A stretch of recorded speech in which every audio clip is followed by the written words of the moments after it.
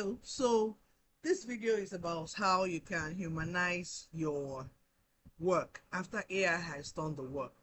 First question you want to ask is, why do you even need to humanize what you're writing?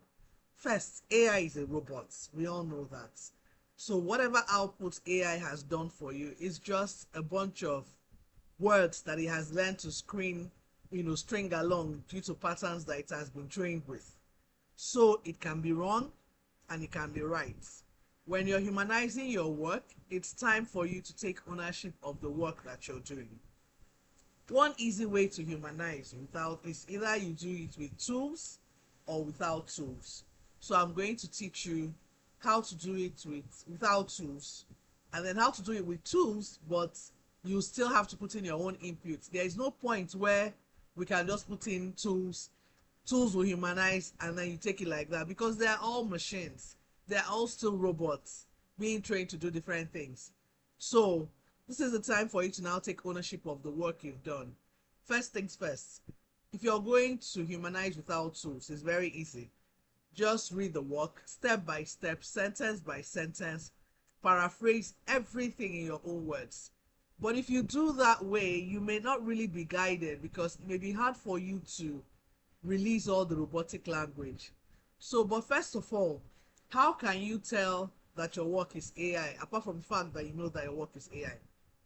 There are many AI detecting tools in the market now, and I've had to look through a large number of them before I decided on the ones to use. In universities, academic papers, for academic editors, they use a tool called Turnitin, Turnitin, Turnitin. But Turnitin is only available to universities, mostly universities abroad. So as a person, except something has changed since yesterday or today, but as a person, you can't just go and subscribe on Turnitin. You won't be able to subscribe. They only sell to schools. That being said, what do you now use? So I use a tool called EditPad. That's what's showing on my screen. And why do I use it? It has a paid version and a free version. The paid version is also as good. The free version is good. The only thing is that it limits the number of words that you can put in. But how does it even work? As I've opened it now, look at the website, editpad.org tool. It has many tools, AI detector. It helps you humanize your text. It has a plagiarism checker, paraphrasing tool, story generator, and all that, text summarizer, AI essay writer. Now, when I want to, the AI detection tool in this EditPad is even stronger than what is used in, is even stronger than Turnitin. Meaning that I've seen instances where I'm struggling with this AI detector. It's still telling me that my work is AI 100%. But when I send it to a university or to people that I'm working with, it will be less than that percentage. But it helps me, because it helps me to really know what percentage of my work is being flagged as AI, and then it makes me work harder. So here I click on the AI detector, and then if it tells me, if I put something in it, it will tell me the AI contents. So what I do is I'll go to something I've done. This is part of the work I've just done, and it's, of course, it's fully done by AI.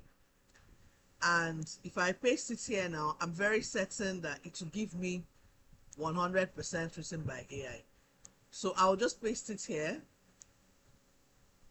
and say detect AI and wait for it. See, oh, it's even telling me 72%. Okay, that's nice. That's a good place to start. So what it shows is that the blue part of my work look like what a human being wrote, and the red part of my work look like what AI wrote. So if it gives me this blue part, what I do is I'll just leave this one. That means I'm not humanizing this one. I'm humanizing the ones on top. So normally, to be able to help me, I can open EditPad in another window so that I can be looking at the AI tool on one arm and then the humanizer on another arm. But it has a humanizer, but I found out that the humanizer is very robotic as well, and doesn't really do as much of the work as I would have loved. This is from experience. So I go to the paraphrasing tool.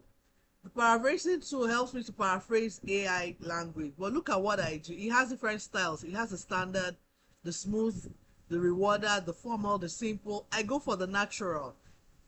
What it helps me do is it breaks down all those robotic languages in such a way that I can now write it myself.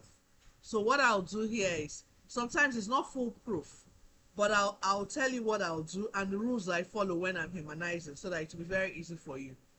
So I'll go back to the other one that I took, the other edit part that I had, where the AI was. Okay, sorry. Oh, this thing has hit somewhere. Anyway, let me get back to the words. And then, since I know the places that it says are AI generated, I'll take this one. This is the part that was AI generated from my original work because I looked at it. My window is not allowing me go back to the other one, but it's fine. So what I'll do here is I'll paste it here. Remember, I've put it in natural. I'll paste it here and say paraphrase it. So it paraphrases. But here is what you know. Again, this is a robot. So one thing I've noticed is that when you use this paraphraser, for instance, sometimes it doesn't get references right, so you have to look at that. And then you also look for the words that it's you also have to do some manual work yourself on this window. What are the rules I follow? There are some things you'll notice about AI. First is AI likes to write in this M dash. It likes to put a lot of dash in what it does. So you remove that. There is no dash here.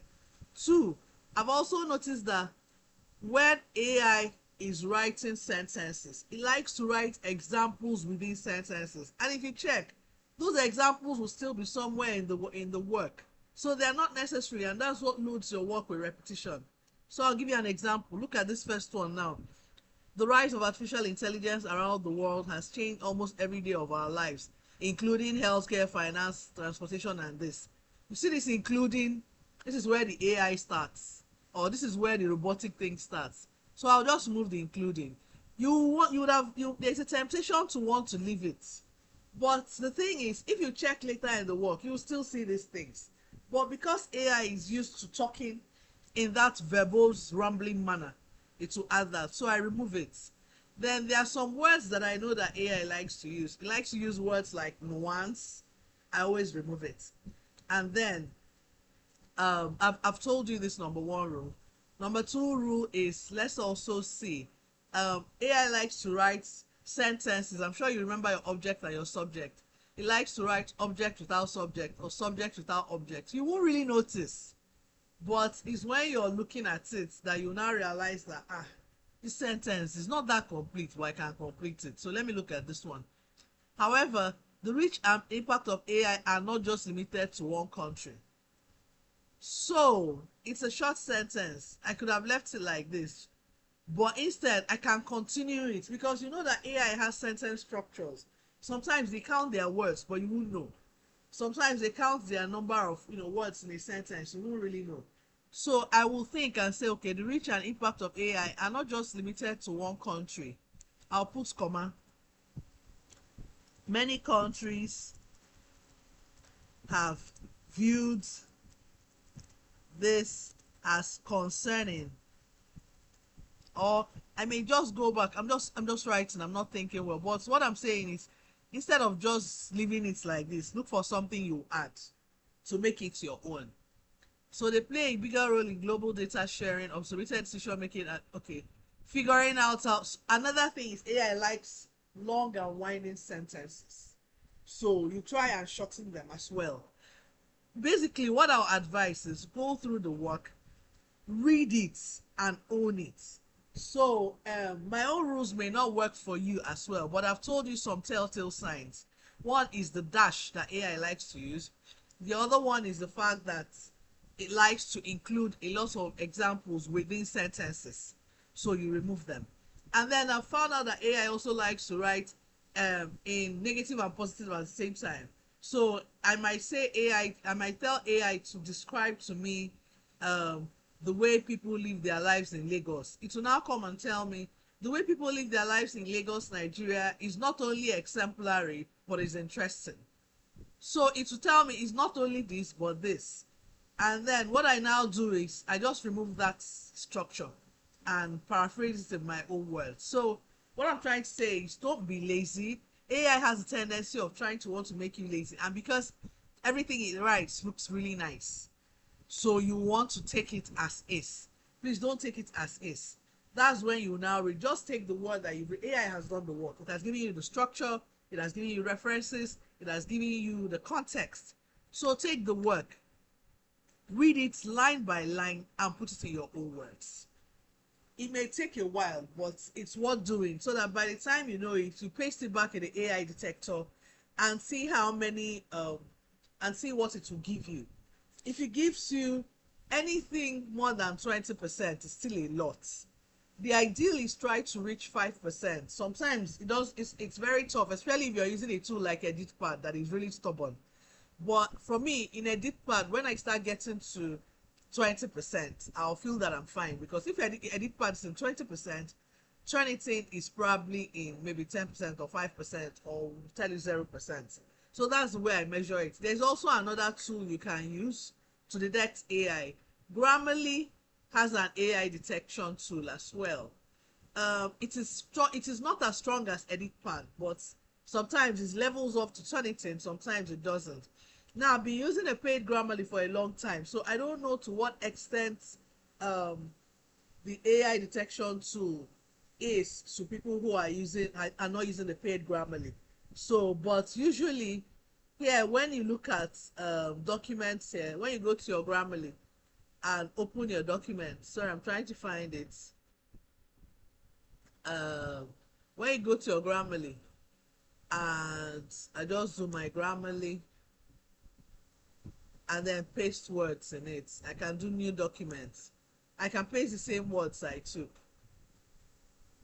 And if I paste it here and go here to say, okay, I want this academic standard because it's actually what standard you're writing in. And I'll say done. And then I'll just go here and say check for AI and plagiarism. Let's see what percentage. Remember, EditPad told us 70. Okay, this one said 71. It's actually coming up. So it's outlined everything and left the entire here. So um, that's giving us something to work with. And then, of course, you start paraphrasing. It's the same thing. So another humanizer I've noticed is ChatGPT also has a humanizer. And their humanizer is very good, but it doesn't take in that much. And then it's very, very good, but it will give you a word limit of about 2,000 words and then per month, and then tell you to pay for the remaining. So, but where can you find it? Again, I go to GPTs and just type humanizer. Uh, I just typed humanize because I wanted to see, I wanted to use a word count. This is the one I use, this one that has this brown guy here.